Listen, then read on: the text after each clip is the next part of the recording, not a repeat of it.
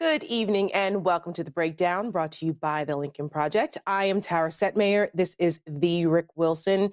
And tonight we will be talking about Facebook and the way it manipulates information, behavior. And of course, this is Rick Wilson's favorite topic because he thinks Facebook should be razed to the ground. I say this all the time because he addressed my Harvard class last year, and that's what he said, to the horrors of many people, given that the Facebook founder is from Harvard. But anywho, we have a great guest for you tonight, Professor Kate Klonick. She is an expert on this. She talks about the nexus between social media, regulation, disinformation, and how that impacts all of our lives. So we will be talking to her in just a little bit.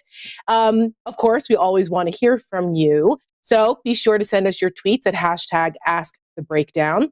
There it is. And we want to hear from you. Old school, leave us a message on our voicemail system. We love it. Take a listen.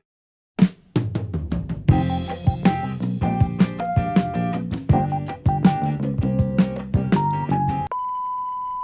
Tara, this is Tony Giacomella in Crescent City, California. You need to run for president. Rick Wilson, you need to be the vice president. I think that'd be fantastic. All right, see you guys later. Bye.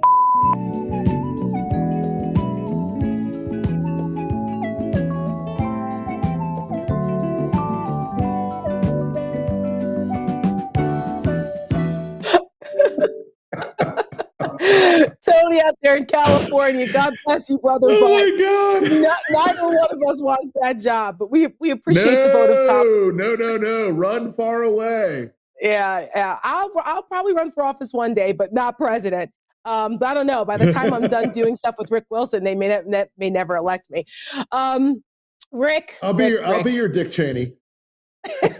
Oh my goodness gracious. Just don't shoot anybody, please, by accident. Please. You're not going quail hunting I ever. will never shoot anyone by accident.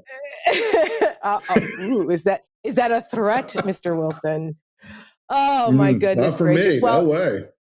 listen, I'm from Jersey, and my district in Jersey where I would ever decide to run, I don't think there's much quail hunting going on. So we'll never have to worry about that ever. There's a little in bit of Bergen quail County. hunting out in Jersey. You could, Not in yeah. my district. Not Not in Bergen County. Anyway, so some good news. Speaking of a different vice president who is now president, Dick Cheney never became president, despite what people thought. Joe Biden is doing really, really well, Rick. People like him. He's handling the vaccine rollout really well. We're starting to see the numbers come in. Yep. Recent surveys are now showing that there's less vaccine hesitancy, which I'm happy to see. There's been talks of a potential vaccine passport, which I find interesting. I actually agree with that. But your buddy, Marjorie Taylor Greene, thinks it's the mark of the beast, Rick. So I don't know. I guess those folks down in Georgia would never get that. Mark of the beast, look out. The apocalypse is around the corner. You know what? This is a person who has. She's like the definitional character of this rising tide around the country and the world of dumbass authoritarianism and dumbass paranoia and conspiracy and all this stuff in like one big goo of crazy. And there are people today. Unfortunately, there are millions of people today who saw that message and wow, she should be medicated and locked away where she can't harm herself or others. They thought, oh yeah, obviously it's a mark of the beast. Right. This is Holy Week and all. It is holy. It's Holy Week and all. Let's find the biblical apocalyptic reference so that you can scare everyone with your nonsense. I simply tweeted out. I was like, honey, April Fool's Day is Thursday. Speaking of fools, Donald Trump is back. He can't stand the fact that Biden is doing so well. He can't stand the fact that Biden's administration is doing so well with the vaccine rollout and other things. Like I said, they are presidenting quite well. So we wanted to introduce a new segment here from the office of Donald Trump. He had some things to say over the weekend. Let's check it out.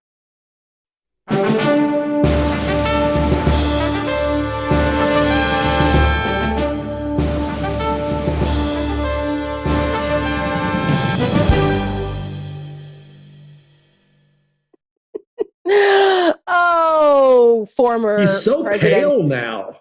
I know. What's happened? Maybe his bronzer got caught up in one of those somebody Suez Canal. Squeezed toothpaste into a polo shirt. Right. Well, I'm saying his bronzer must have gotten stuck in one of the containers that, the Suez Canal blockade there. It's been waiting. So maybe it's going around the Horn of Africa and he just has to wait and be pale and pasty until it gets here. So he had an unhinged statement this weekend. Over the weekend, because he has nothing else better to do, he went off on this rant about, old grievances and complaining, all the greatest hits. And, the thing that annoyed me the most about this is he brings up Dr. Birx and Dr. Fauci and like brags about how he went against all of their COVID recommendations. Meanwhile, we find out more and more about what a fire hose of fuckery the COVID task force actually was and the mistakes that were actually made. And Dr. Birx is now trying to go on a rehab tour to say how she was bullied and she was worried about her job and, she tried to do something about it. And, the first 100,000 people, well, that was what we expected, but the other 400,000 deaths were preventable. Dr. Birx needs to shut the hell up and go sit down someplace. No one wants to hear from her, okay? She, unlike Dr. Fauci, she actually went out there on more than one occasion and actually praised Donald Trump, trying to convince the American people that he was actually attentive and actually digested scientific evidence and the medical, data that they gave him to make decisions. We knew that was bullshit at the time, okay? And I don't know, was it, does she really think that there aren't any tapes, that there isn't video of what she did during that time?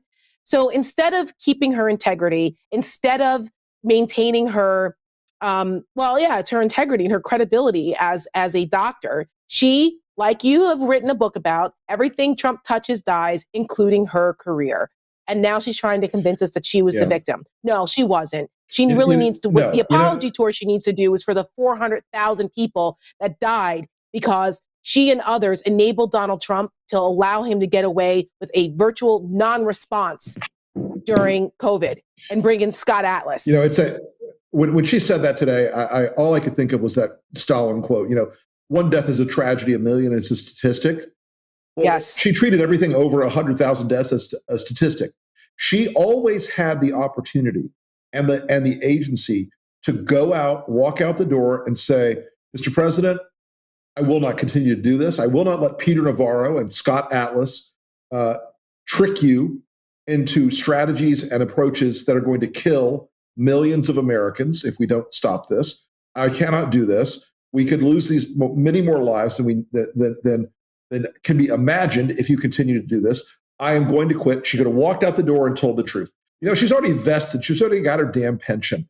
These people that work for Trump, I wrote an article about this in 2017 in the Washington Post, and I said, none of you are going to change him. You will not fix him. You will not make him better. You will not find some different iteration of Donald Trump where he looks like a normal president. You can't do it. None of you can do it. And so by the time we ended up with Dr. Birx out there basically playing the party line, just looking uncomfortable at a press conference doesn't cut it. That doesn't meet the moral test of what you need to be as someone who is a specialist, who is paid by this government to apply your unique skills to saving the lives of American citizens. And so you hear this over and over. I couldn't lose my job if I left. What would have happened? Oh, well, you know what happened? Scott Atlas and weirdo Peter Navarro were in charge of this. She was a piece of window dressing, and right. She deserves the approbation she's getting now. Yeah, she could have spoken up, force Trump to fire her then. Basically that's what Fauci did. Finally, Fauci was like, he's had enough. He started doing more media. Enough was enough with him. And he never compromised himself like that.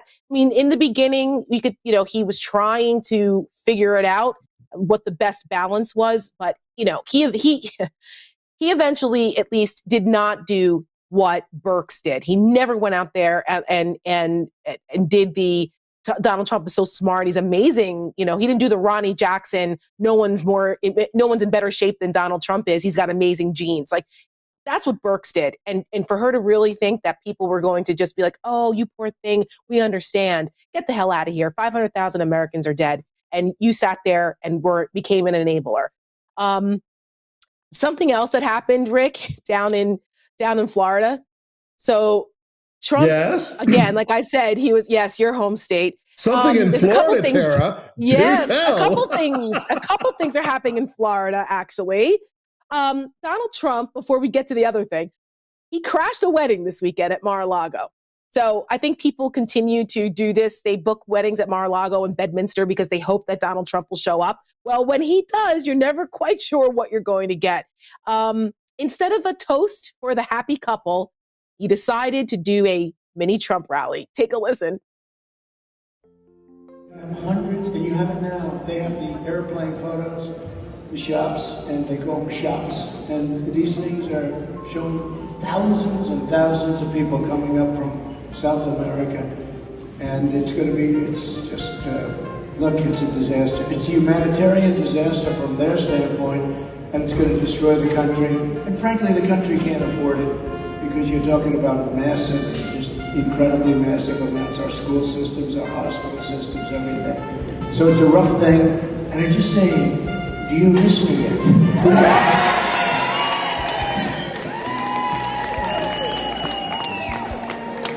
As we were saying, we did get 75 million votes. Nobody's ever gotten to that. They said, get 66 million votes, sir, and the election's over. Well, I got 75 million, and they said, but you saw what happened. 10:30 in the evening, all of a sudden they said, that's a strange thing. Why are they closing up certain places, right? A lot of things happening right now. I just wanted to say it's an honor to be here. It's an honor to have you at Mar-a-Lago. You are a great and beautiful couple. And for many, many years, enjoy your special. This guy, man, he's sick. He's sick. He's first of all, he can't stand up straight. I was waiting for him to tip over. Second of all, what is with the grievance mongering constantly? I've never seen a narcissist like this. It's insane. It was somebody's wedding. Somebody's wedding. You know, we were everything but Donald Trump, like pointing at the wedding videographer and saying they were fake news. It was everything but. And it's just so the guy is utterly pathetic at this point in some ways, but it is so also sad. Why, you know, he has kept the through line in his head of what his story is going to be when he runs again. I was cheated. They lied. They took this from you. He's going to keep working that line. And I don't underestimate the power of repetition and the power of a constant drumbeat to the people that love him. And he needs that kind of thing to leak out in some ways so he can keep them stoked up and keep their online fundraising going churn, churn, churn. Because you know, that's his job. Mm-hmm. Yep. He's a washed up, terrible wedding, not singer, wedding toast giver. That's his job down there in Mar-a-Lago. You know, they're going to start marketing it. Book your wedding here and Donald Trump can give you a rambling, nonsensical toast too. Have your own little mini Trump rally at your wedding. Come to Mar-a-Lago or Bedminster. Oh, good Lord. Just when we thought we were rid of him. I kind of miss it a little bit. I don't know. Maybe I do, maybe I don't. I'm not sure yet. But I don't know. I think we could do without it. You know, what's going on in Georgia, too, is actually related to all of this because what happened in Georgia last week with the voting rights bill getting passed and what's happening with these other states, including yours in Florida and Arizona and just, you know, many other states, Pennsylvania, a long list of them, with these voter suppression bills and this playbook that Republicans are using, it's all predicated on the big lie, all predicated on this. You know, and that's what makes this very dangerous. But there was a story that came out with Jane Mayer in the New Yorker talking about what the Koch brothers, Koch and his donor network are doing, trying to basically kill the For the People Act, HR1, which is the big legislation that has a bunch of different reforms, pro-democracy reforms. And as we have said before, that there are parts of it that we like, there's other parts that are problematic, but it's a good start and it should be debated in good faith. Well, there was a gathering in January with one of Mitch McConnell's election assistants there, and it was taped, it was recorded. And they're talking about how they can basically kill this bill. But the problems with messaging it is that there are parts that are really popular, even with conservatives, even with their people. And they're talking about how the cancel culture narrative doesn't work well. Doesn't work. Yeah, that doesn't work here. You know, that's problematic. And, you know, so like some of their greatest hits and what they use, talking about repetition, right? That messaging was not working and they're in trying to kill this bill. I think we have some audio from it. Let's listen to it. The most worrisome part, which Grover mentioned at the very beginning of his presentation, is that conservatives were actually as supportive as the general public was when they read the neutral description of HR1. And so, as I have here in my don't slide, you know, this isn't just a matter of like finding conservatives and then activating them on this in a public way. You know, there's a very large chunk of conservatives who are supportive of these types of efforts. Don't get into a fight in HR1 where you engage with the other side, where they have the talking points. HR1 stops billionaires from buying elections. Unfortunately, we found that is a winning message for both, you know, the general public and also conservatives. And then perhaps most sadly, on the don'ts column here, the last number 5, and this is a major reason we undertook this research, was just to simply test whether the phrase cancel culture could be attached to HR1 and using that to motivate the right would be helpful. Unfortunately, at least in our max diff exercise where we had messages against other messages, this concept of cancel culture didn't really resonate with people. So our phrase was something very akin to HR1 is the left's attempt to use cancel culture to cancel conservatives, something like that. And it really ranked in the bottom. Obviously for the general public, but even for conservatives as well. So this is what they're doing. We talk about this all the time, Rick, and I thought it was important for our viewers to hear a policy advisor of Mitch McConnell addressing a group of people who are part of the Koch donor network and what they're doing. What the Koch brothers had done for years behind closed doors with their money is pretty nefarious at the state level. Like the things that they want to change, they come from a hard right libertarian view on things. And, this is just, we cannot be complacent about what's happening at the state level. Can you just explain a little bit why the donor network and what's going on at the state level with ALEC and all of that, why people should care about that? Because I think this is kind of in the shadows and folks don't really understand why we are as alarmed about this as, they should be. Because we come from this world. And what we know that a lot of folks don't understand or haven't internalized is that there is a very top-down nature to a lot of these laws that are being proposed. They're not being drafted in the states. They're being drafted and given to the states, to Republicans in these states. And they say, here's a bill to do this. You should take it. We've done all the work for you. We've done all the research. So they'll get a package. So if you're state senator dipshit in the state of Florida, you'll get a package from the donor network or from one of the groups that they're using to do this. And it will have a sample bill written in a way that will conform to your state laws. It'll have a set of talking points. It'll have a book about the statistics about it. It'll have media suggested press releases with it. It'll have suggested tweets and social media posts with it. And this is to reduce the friction in these states and to try to get the same unified set of laws passed across the country in different states at the same time to make it more difficult for folks to vote.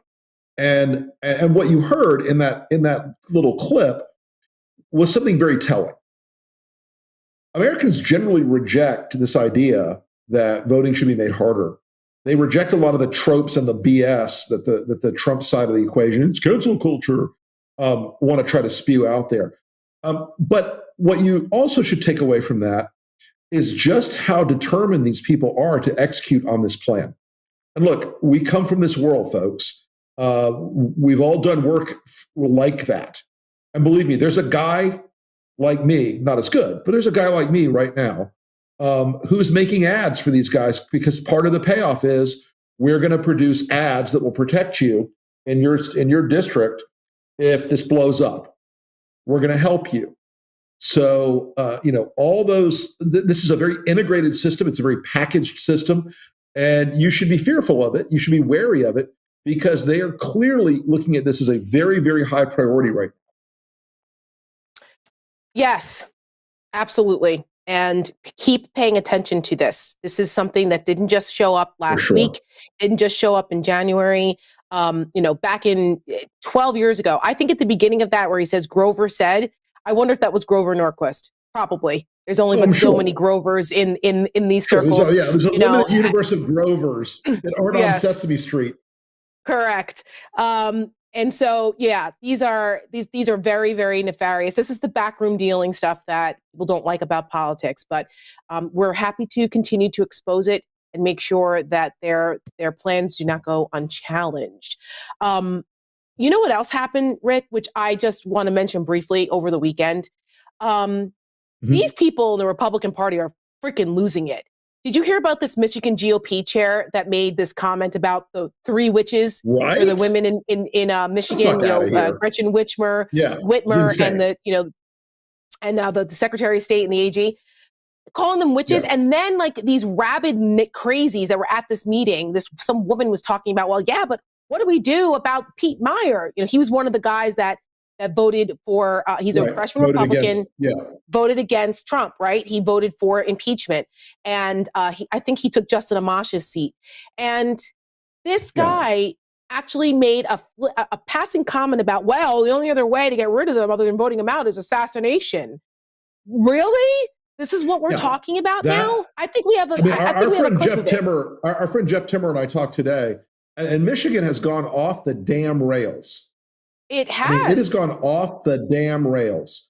The Michigan Republicans have gone off the rails.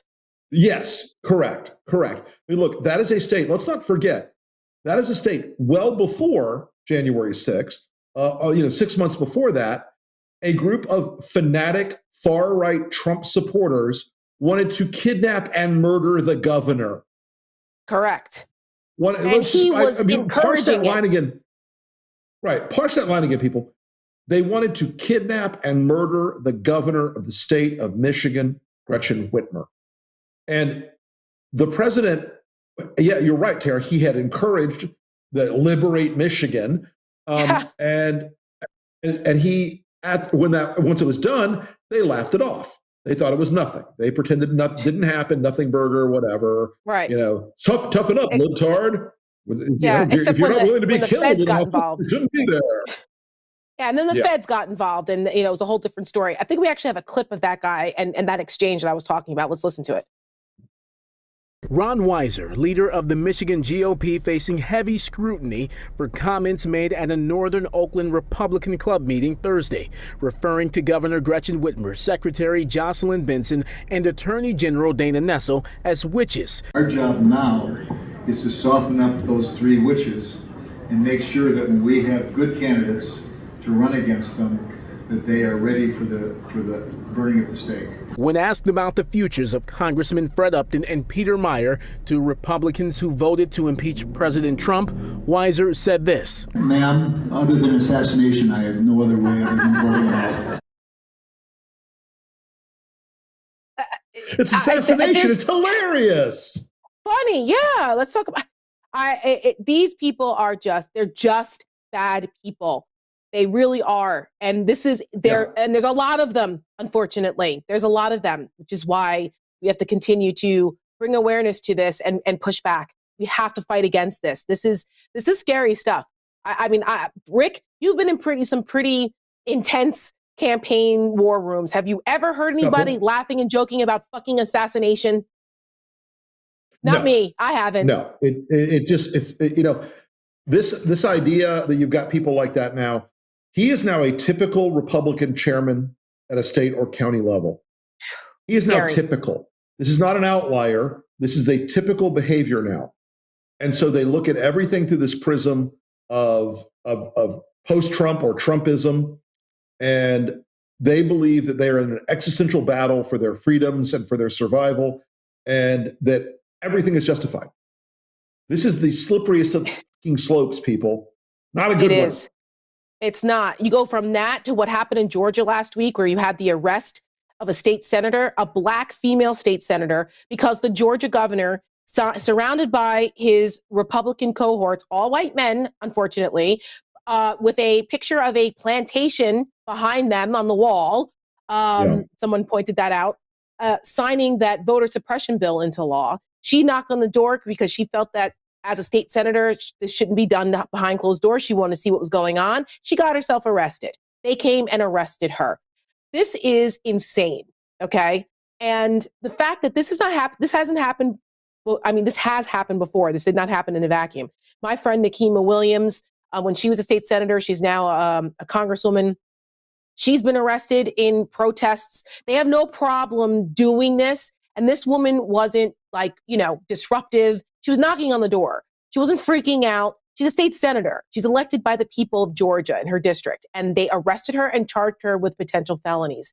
The cop that arrested her had the audacity to say that he had the images of January 6th in the back of his mind when they made the decision to arrest her. Get the hell out of here with that. One Fuck woman, off. Jesus. yeah, state senator, really? Yeah. It's almost like what a Right. slap in the face to the actual officers whose lives were threatened, to Officer Sicknick who lost his life, to the 140 Yeah. other officers that fought off a rabid mob of insane Trump supporters and insurrectionists. And you're actually thinking that there's a comparison. You're making a moral relative, a morally relative argument about that, a moral equivalence, argument about that. Get the hell out of here. And let me tell you, get the fuck out of here. Let me tell you, I've worked in a lot of politics. I've been in a lot of state legislatures, and I guarantee you, every security person, every detail person in those buildings knows who the members are. Yes, they do. She probably, I don't know for sure, she probably had a member's pen on. So this excuse of January 6th, get the fuck out of here, Bubba. Exactly. Jesus. It's unbelievable. Unbelievable. And, you had Delta, we got on the case of some of the corporations down there in Georgia who were not taking a firm stance. Some took some milquetoast stances, and others just didn't say anything at all. And Delta actually came out and praised the bill.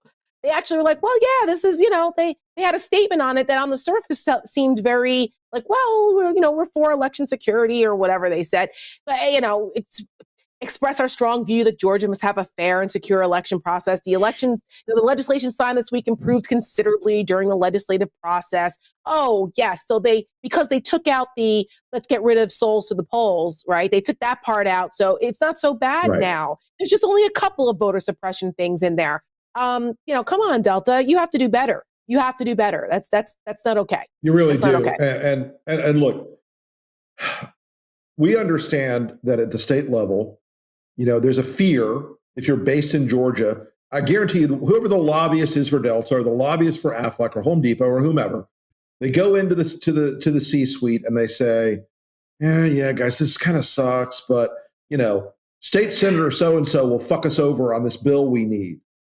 That's right. Representative such and such, or the governor will fuck us over if we don't do it.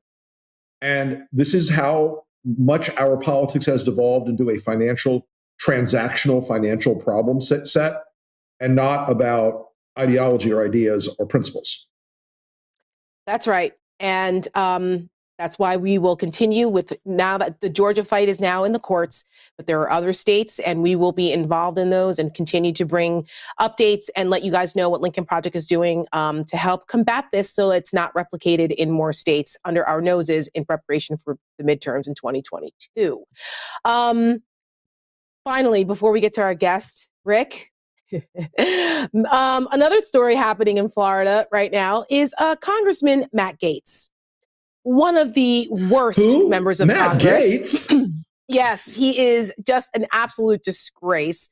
And there's some controversy that's been breaking today about him. We're not going to get into the Justice Department. I know that haircut is just awful. It makes him look like Butthead. Yes.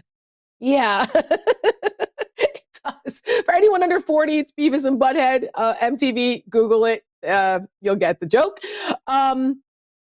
But he also, it was reported that he was thinking a couple of days ago that he's been talking to some confidants about leaving Congress to join Newsmax or Fox or something like that, to become a full-time media commentator. Since we know that he's really unserious about actually governing, I don't think he's ever introduced a bill. This is the jackass that was on the floor with a gas mask on last year, making fun of COVID. I mean, there's a laundry list of jackassery from Matt Gaetz. I encourage folks to read the New York Times story that broke today about his run-in with the Department of Justice, their interest in him, and a 17-year-old girl. But this idea that these people are going to go from Congress to be, or, politics to now Newsmax or something. You have Lara Trump now going over to Fox as a paid contributor. She might run for Senate in North Carolina. I mean, the ecosystem of these people is just, this is what the Republican politics, body politic has become. And Rick, you guys put out an ad today about going after Fox News. You want to talk about it, and then we'll play it. We look at we look at the role that Fox has played, and we'll be talking about Facebook in a little bit. But I look at these two major normative factors in the what was the conservative movement, now is the authoritarian movement. It's Fox and Facebook, and Rupert Murdoch has monetized the destruction of our democratic system. He has monetized it. He's made billions off of it, and so the ad we put out this week called Rupert, it goes into that in some small depth. But obviously, it could be part one of a billion different parts. But so let's go ahead and roll the Rupert spot if we could.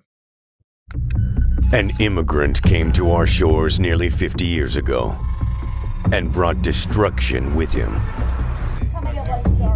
Destruction wrought by stoking fear of all outsiders, except for himself.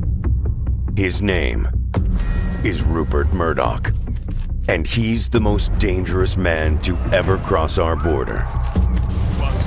He built an empire out of fear and lies, ruling over a network of deceit that made him a billionaire, brainwashed millions All those people in the back are fake news. with un-American propaganda. But now, the very source of Rupert Murdoch's power will become his downfall. Because America is watching.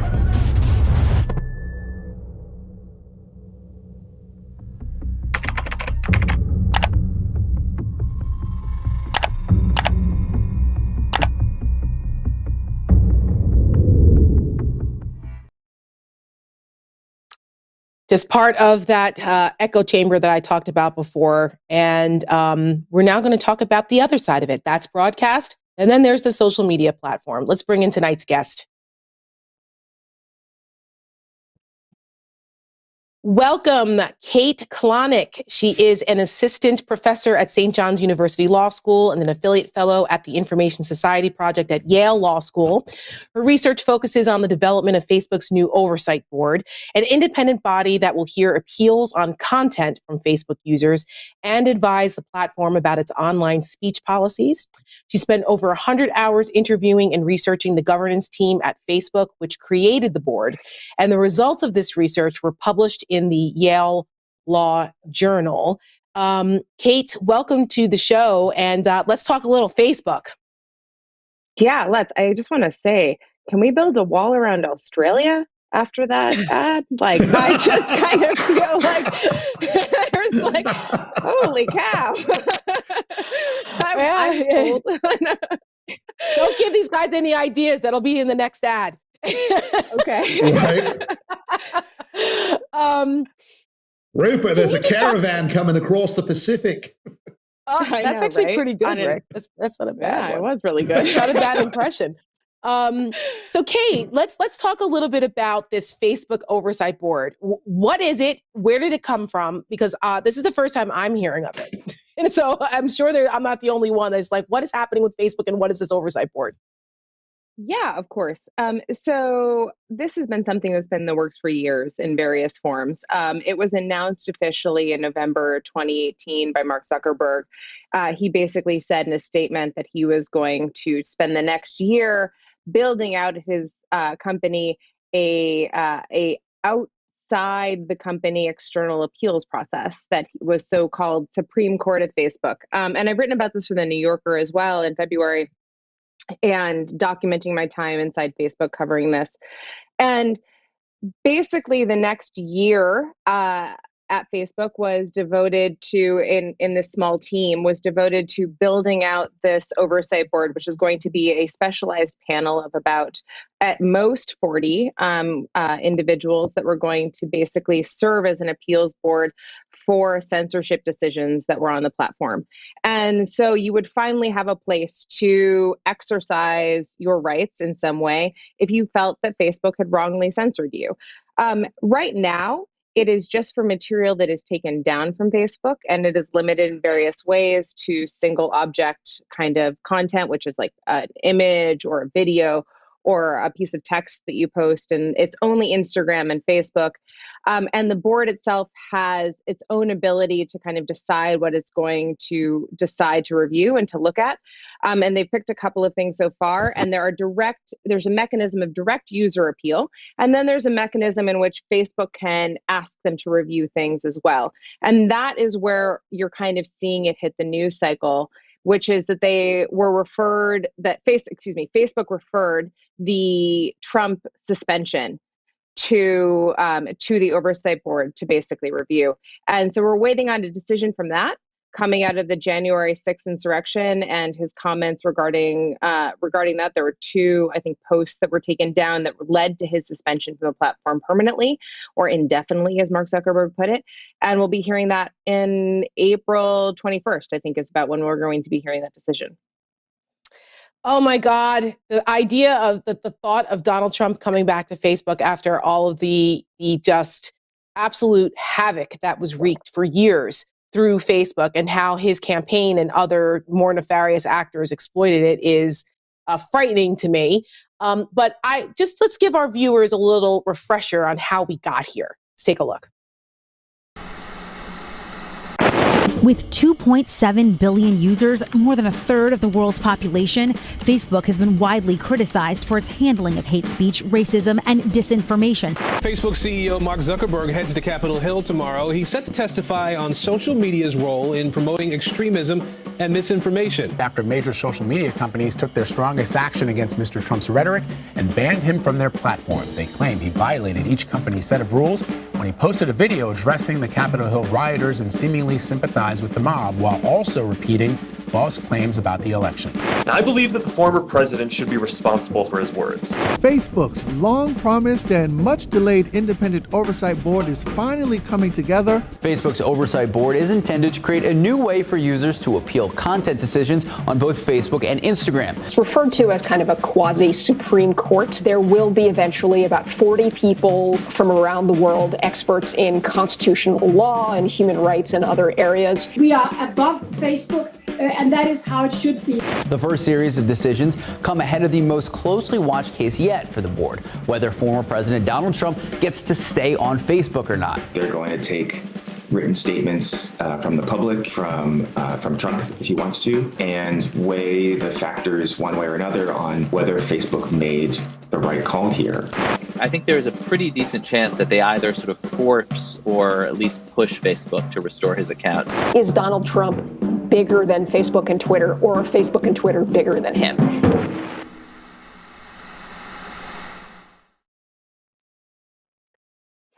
It's a saga. It is a saga.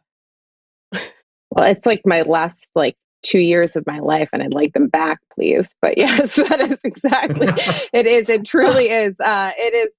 It's been a massive thing to watch kind of come into existence and to trust that it was going to be something so significant when at first people really saw it as a PR regime of sorts, and that now it has some really high profile decisions that it's going to be making. And everyone is watching, from Angela Merkel to Navalny to to Australia, to France, to Mexico. Everyone is kind of going to be waiting to see what the oversight board has to say about this suspension. Rick? Well, I do think it's probably the most consequential possible decision they could make in this early going, don't you? I mean, this will be something that will affect Facebook's brand in a way, I think, like few other decisions. This isn't like bumping off a piece of material that's pornographic. This is something that has enormous political import. And I don't know how much the board will win in a battle if Mark Zuckerberg says, well, there's going to be a lot of revenue when these 70 million people flood in here to follow Donald Trump religiously again, because he's nowhere else. He's off all the other platforms. What do you think happens if they do let him back in? You think Twitter and the rest follow suit? Yeah, that's a great question. So I think that you have there's kind of a couple things that are going to happen. You're first going to have the oversight board decision, whatever it's going to be. I tend to think if I was being prophetic about it, and I have no inside knowledge about this whatsoever, I tend to think that they're going to let him back on, and they're going to push for proportionality and more transparency in the rules, and that if he makes a move again, that Facebook will be able to ban him going forward, but that they're going to put him on for now. I think that then you're going to have a question of whether or not Facebook decides that this nascent board that they created, they spent 2 years drafting and creating and finding experts for across the globe and finding an independent way to structure and funding with $130 million is going to be something they listen to or not, right? And so they decide to either put him back on and do exactly what the board says, or to take him off, or the reverse, right? And then there's going to be some fallout of basically what the public's reaction is going to be. And then I think you're going to see what the other platforms do. And I think when you think about what Twitter is going to do, it's going to be a market decision, not a decision of morals, to be perfectly frank. I think you're going to have Twitter making a decision that is based around the idea of either the public pressure gets so great that they feel like they have to follow what Facebook is doing in some type of way, in terms of the market, or they feel like it's a differentiating factor for them, and they can kind of make themselves a different type of platform, one that after, and you know, it's funny, Tara, because you said that like that Facebook, after Facebook has hosted this for so long, but really, was it Facebook? Wasn't it Twitter? Like, I mean, like, really, wasn't this mostly Twitter? It was cross-posting to Facebook. This was all Twitter. The walled garden is Facebook. The real thing, the real business is Twitter. And Twitter really, like, I had friends working at Twitter in 2015, 2014 that were fleeing that thing like a dumpster fire that it was, like a clown car that fell, like a on fire clown car that fell down a mine shaft, I think someone like told me. Like, it was just like, it was a disaster. And then it had this huge redemption, and the redemption was Donald Trump. And then, like, oh, surprise, when did they dump Trump? They dumped Trump like 2 weeks after he was about to kind of go off air, so to speak. And so I think that there's a very, yes, exactly. So I think that you have to kind of ask yourself for a second what Twitter is going to do here, and why Twitter hasn't built an oversight board, and why Twitter is instead choosing to go the way of like increasingly do kind of an API kind of independent, kind of very neo-libertarian, not that I disagree with that necessarily, not that I think that's a great thing, but just very different type of solution to their content moderation problem, instead of like an oversight board or a governance kind of solution. Can I ask what the hell they need $130 million to fund this thing for? What are they spending $130 million on? And who's on this board? How do I get on it? I'd love a part of that $130 million. What a good gig. Yeah, I don't think it's that great a gig. I think that a lot of people hate them. So I'm just going to say right off the bat that I think that it's actually less of a good gig than you probably think that it is. But it is, right. It is right now, it's like a 50 to 60 person staff. So they like think of them as like a clerk of the court, and they are like doing everything from compiling like international human rights law so that people can like review international human rights law and all of the facts and documents around kind of the cases. And so that's the staff of the board. And then you have right now the 20 board members. And so you have them, and you have everything from a Nobel Peace Prize laureate to the former Prime Minister of Denmark, to the former editor-in-chief of The Guardian, to a number of like illustrious former circuit judge, law professors in the US. It's just an incredibly like kind of incredible blue ribbon panel of people, and they're all working part-time. And the $130 million is meant to fund them for 6 years. So it is an irrevocable gift that Facebook cannot get back, even if they decide to cut the strings on this forever or go against everything the board has done. They can't get this money back. And so they've sunk this cost into this thing, and thinking that this is going to be the way that this is going to be the future of speech governance online. And so we'll see if they're right. I still can't believe that they are considering bringing him back. Like, if they do that, I think they're opening Pandora's box to something that, I mean, I understand my civil libertarian friends would argue about this, you know, that it was policing speech this way is a slippery slope into, all kinds of other authoritarian, other problems with it. And I think that we can have an intellectual argument about that. But after you make a decision like this across all the platforms, like, look at how much quieter things have been without Donald Trump. So it's like, they're private organizations. They're under no obligation to keep him on the platform if he's violating certain rules and he's creating chaos and mayhem in our country. So I think it's going to be a fascinating discussion to have moving forward, because I think there's arguments on both sides of this. But I am not looking forward to if they bring him back onto Facebook, because then I think you're right, the others will follow suit. Rick, do you have another question before I ask about Section 230? Section 230 is all I ever think about, Tara. Let's go right to it. Okay, can you explain? Do I look bedraggled when you ask me about Section 230? It's like one of those things where it's like, I can't wait, but it comes up all the time because the right is kind of using this now. And Trump started using this as a crutch about how this is horrible. It's got to be repealed. It's got to be repealed. Can you explain to people what Section 230 is without putting them to sleep at 9:50 at night, and why they should care? Why is Trump so, why is this a bee in his bonnet, and why is Fox and everyone all talking about this? Repeal Section 230. Why is this the new buzzword? Yeah, repeal Section 230 has been actually kind of something that the left has been talking about for a long time, which is why it's somewhat confusing to people. And the people on the left that kind of want to repeal Section 230 is because Section 230 blocks civil liability for platforms. So that is all of the ways in which I could sue the New York Times, okay, for defaming me. I can't sue Facebook if Rick decides to post something on Facebook that's defamatory of me. I can't sue the deep pockets of of Facebook the way I could sue the deep pockets of the New York Times. And so the idea behind Section 230, the entire reason that it exists, is that basically Congress cannot regulate the speech, the substantive speech that is posted on the internet by third-party users. And so they had to motivate another set of private parties, the platforms, to regulate it for them. Okay. And so there was kind of this idea that if you regulate this for us, then we're going to give you this like ability to not get sued out of existence. And we're going to give you this kind of bubble from of immunity from civil liability. And so this actually ended up just becoming extremely broadly interpreted by courts.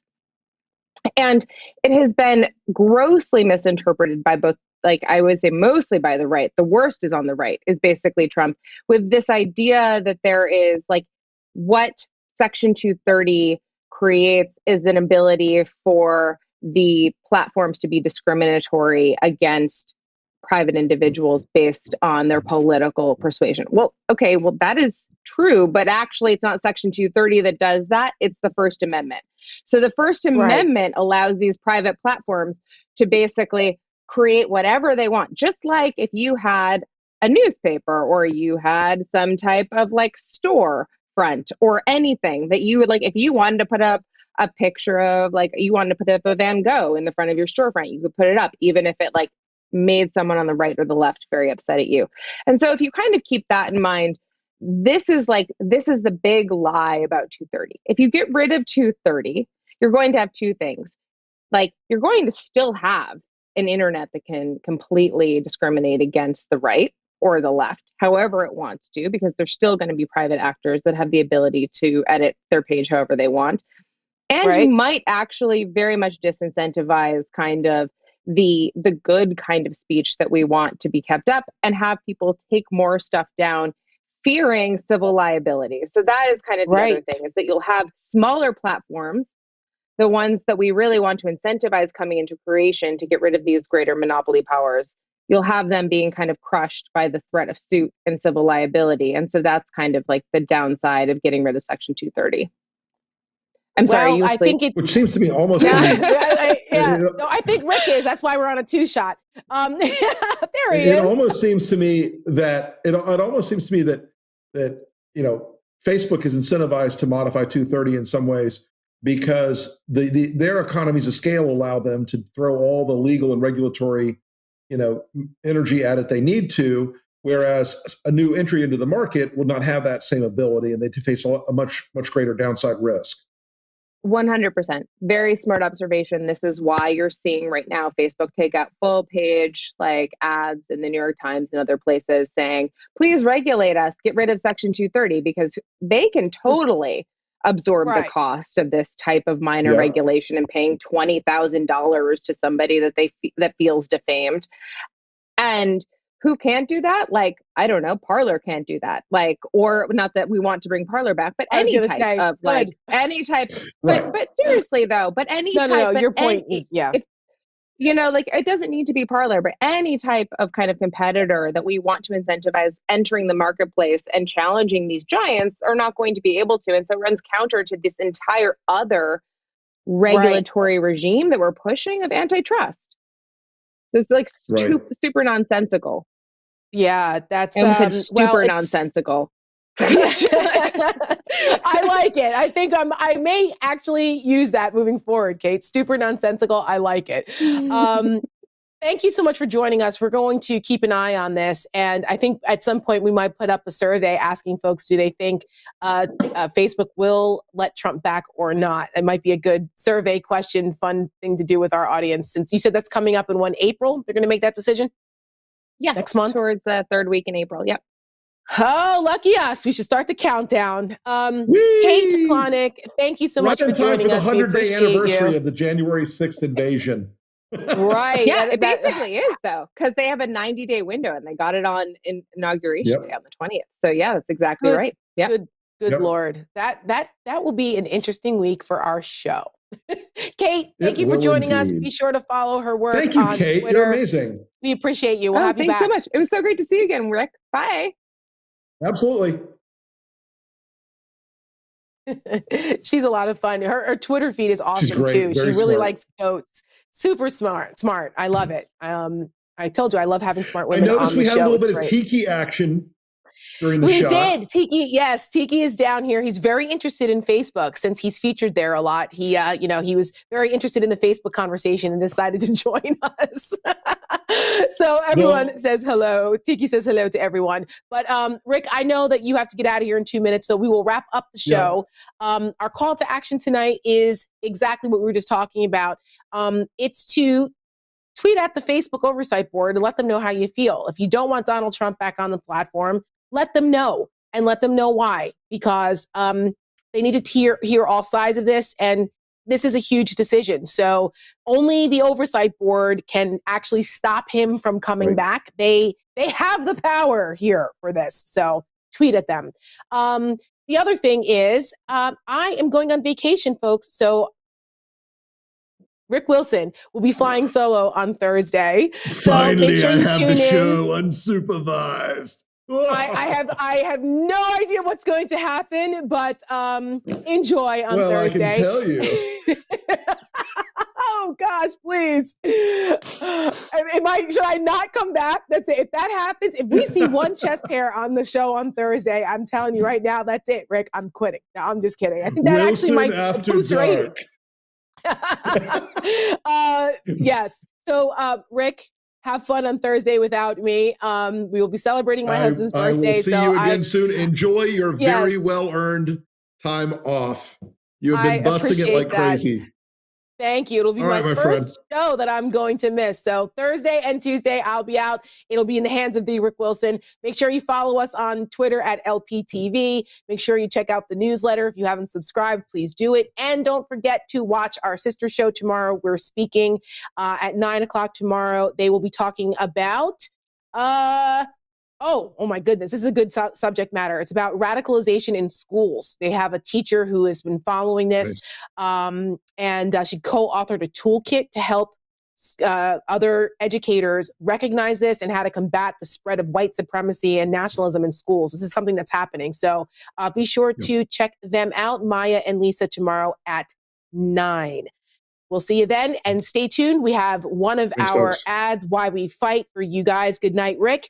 Stay tuned right now. We're showing you another ad from the Lincoln Project, Why We Fight. And I'll see you guys next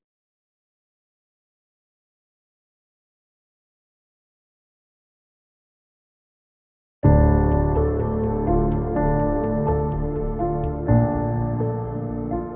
If you don't think that the Georgia legislature is going to come back next session, January of 2022, when there's an election on the ballot, to make it even more difficult for folks to vote, we've got another thing coming. I mean, these are the enabling acts of fascism. States are not engaging in trying to suppress voters whatsoever.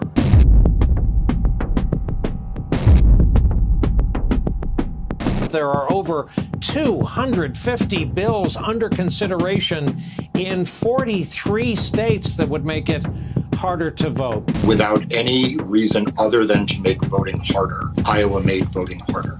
Republicans in Texas have rolled out a spate of new election bills taking particular aim at early voting. Lawmakers are looking to change the rules, making it more difficult to get hands on absentee ballots. The movement adds up to a national assault that would push voters of color out of the electorate. It's not just Iowa, it's not just Georgia, it's not just Arizona, it's also Montana, it's also Missouri, it's also Florida, it's also Texas. The list goes on and on.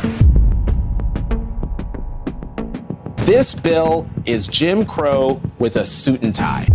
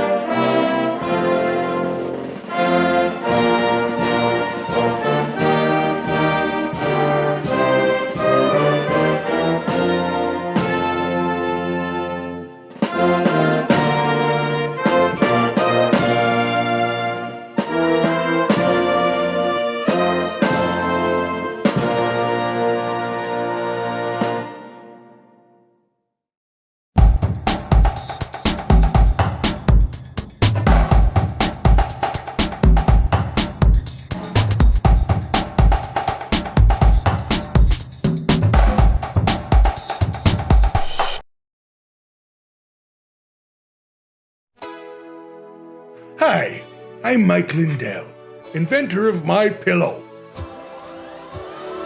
For months, my free speech and yours have been under attack, all for telling the God's honest truth about Hugo Chavez election machines.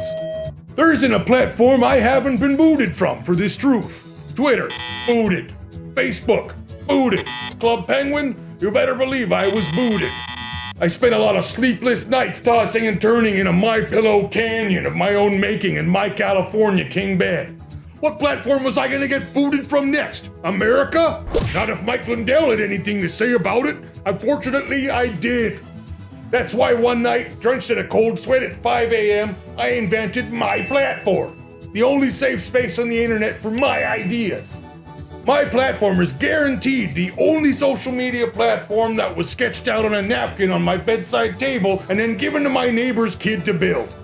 On my platform, you're gonna see a lot of ideas and have a lot of experiences that have not been vetted by me or anyone else.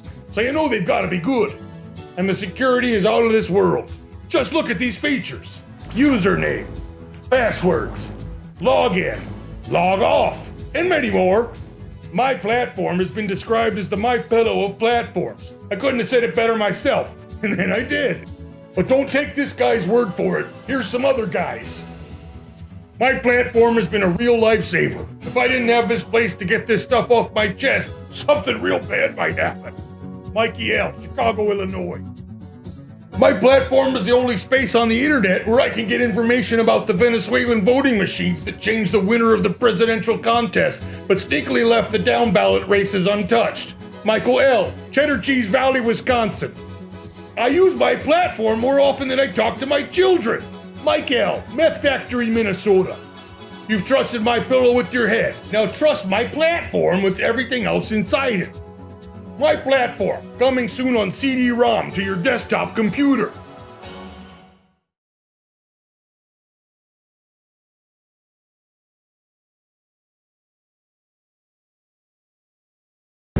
TPAC. The party of President Trump. Well, Donald J. Trump ain't going anywhere. You know, they kept saying he's going to start a brand new party.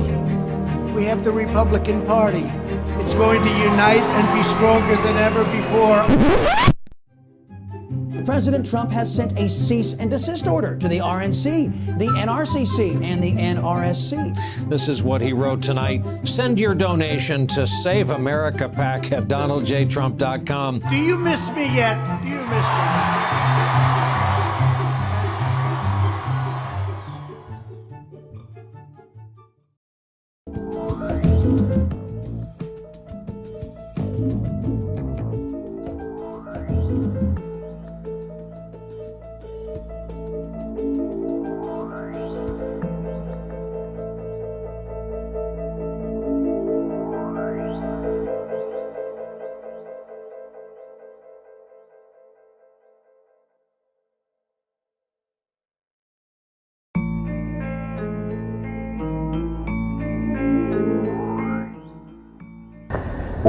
Hey guys, hope you're doing well. Just watching my algorithms get crushed.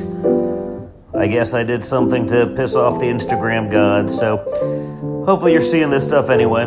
We'll do what we can. Talk to you soon.